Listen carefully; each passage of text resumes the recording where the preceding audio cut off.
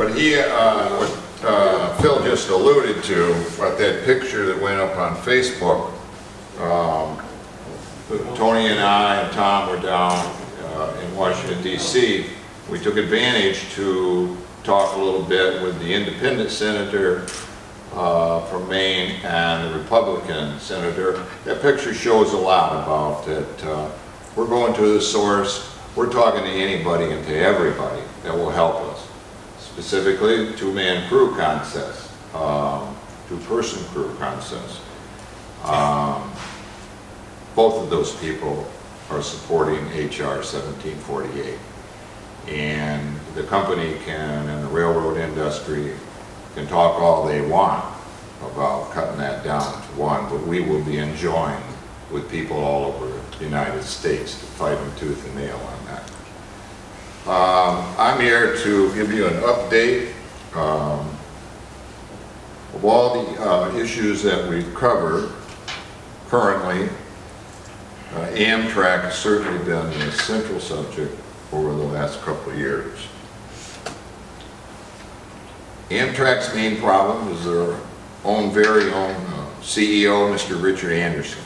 He is not a man of his word, whether it be in his own statements or in direct questions, and he continually attempts to conceal his true vision for the future of Amtrak and those rail passenger employees. What he states in meetings and even in congressional hearings cannot be believed, as he avoids details on plans for disrupting and or eliminating train routes that will, of course, affect the employees that serve Amtrak and their paying customers. We have written about his abrupt decision to close a major call center, which adversely impacted the lives of more than 500 employees, forcing them to move from California to Philadelphia or lose their jobs. They were given 60 days notice, and if they didn't or couldn't move to Pennsylvania, they received an offer to file an application for the same work that was outsourced and sent to a non-union company here in Florida, paying $12 an hour with no benefits. And this is no surprise, as Anderson comes from the airline industry with a history of bankrupting an airline industry, bankrupting an airline and ruining the lives of hundreds of employees and their families.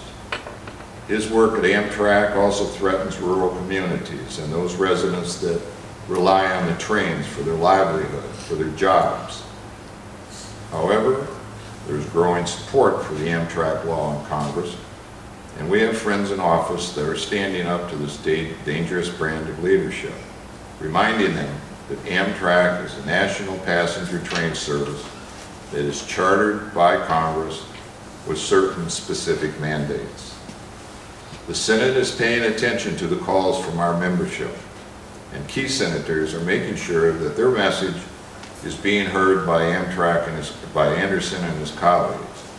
The message to Anderson's team is that the Senate represents a broad, bipartisan Congress which supports a strong national train service to include long-distance train routes, which the American public also supports. Favorable polling exists consistent with Amtrak passengers and also from the general public that believe in a national passenger train service for America. Importantly, in 2015, a bipartisan transportation bill was enacted, which identifies Amtrak and transit as a viable national option to be considered the same as the highways and the airline industry. That legislation, known as the FAST Act, is a strong, multi-year, and well-funded surface transportation law that ties Amtrak appropriations to a growing rail passenger network that will continue to support the existing passenger train routes across 46 states. More than a year ago, my office alerted our membership that Mr. Anderson was attempting to break up the Southwest Chiefs long-distance train service and disrupt the travel of the paying customers by transferring those passengers onto a bus service somewhere in the middle of that train route. Also in June of 2018, Anderson eliminated the full dining car service on 2 other long-distance routes, the Capital Limited and the Lakeshore Limited, replacing hot meals with cold lunch boxes, which of course will adversely affect ticket sales, and if fully outsourced, will threaten the jobs of 1,700 employees and union members, all railroad employees paying into railroad retirement. Further, in 2018, Anderson issued the order that would remove the station agents from 15 stations in various parts of rural America and replace those employees with non-union caretakers to perform the duties of the station.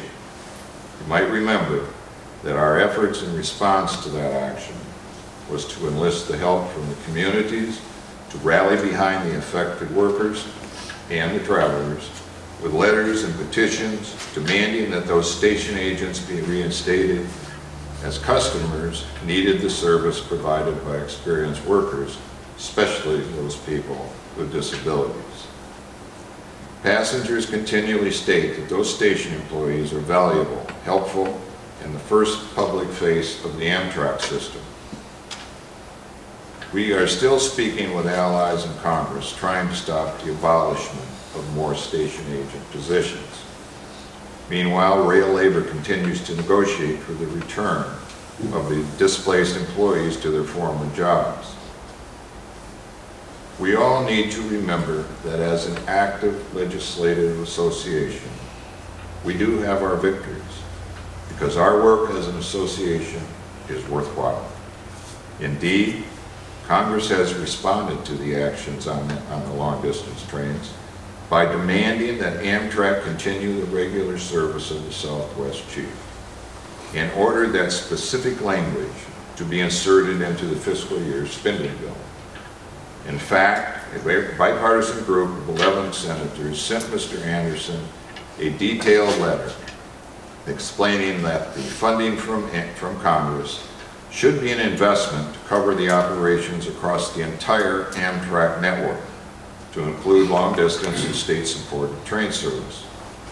They reminded Mr. Anderson of the responsibilities mandated by national law, and the appropriated funding is reserved for the existing Amtrak network, and where possible, the expansion of the system to grow both revenue and ridership. And that Fast Track Act, or the Fast Act law that I talked about, was a viable part of that legislation. Let me get a little water.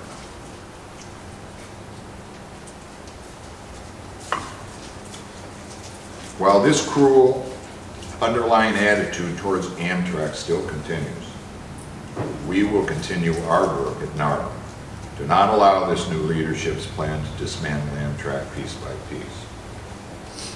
You may remember a time some years ago when former House Chairman John Micah attempted everything he could to kill all funding for Amtrak operations. As the chairman of the House Transportation and Infrastructure Committee, he fought long and he fought hard to promote the privatization of Amtrak, both in his hearings on Capitol Hill and in his stage productions at Union Station in Washington, D.C., and also at Penn Station, trying to fool the public that there was plenty of interest in the private sector to replace Amtrak, even on the Northeast Corridor. Rail labor and NARV, and the Railroad Retirement Board as well, beat him back at every turn for many, many years. And he finally gave up, and he's now retired in the 7th District here in Florida. Mr. Anderson's actions are a reminder of those days. The NARV will do what's necessary to continue to stop those threats, no matter the source. But Amtrak is not the only focus of our attention. Railroad Retirement Board is another issue that we focus on every fiscal year. It's all about appropriations.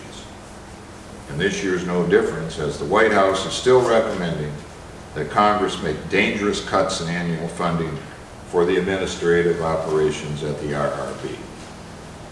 All federal agencies are a viable part of the President's cabinet, in every federal agency, to include the RRB.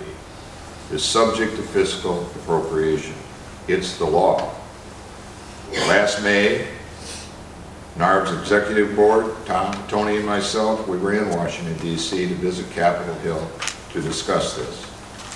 When lobbying on Capitol Hill, we love to remind Congress that the Railroad Retirement Board is our own independent federal agency that administers disability, retirement, survivor, and unemployment insurance programs to hundreds of thousands of current and former railroad workers residing in every state and in every congressional district across this nation.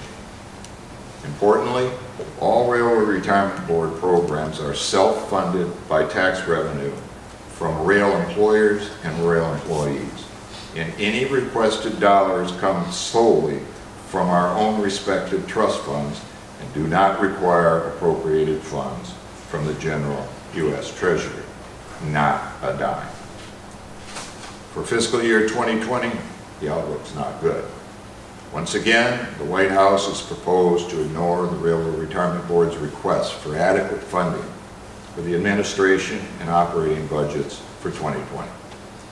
Past inadequate investments have dramatically limited the agency's capabilities and resulting in an understaffed workplace. And more of the same only promises the closure of additional field offices. We need to tell it like it is, as we represent the face of all retirees under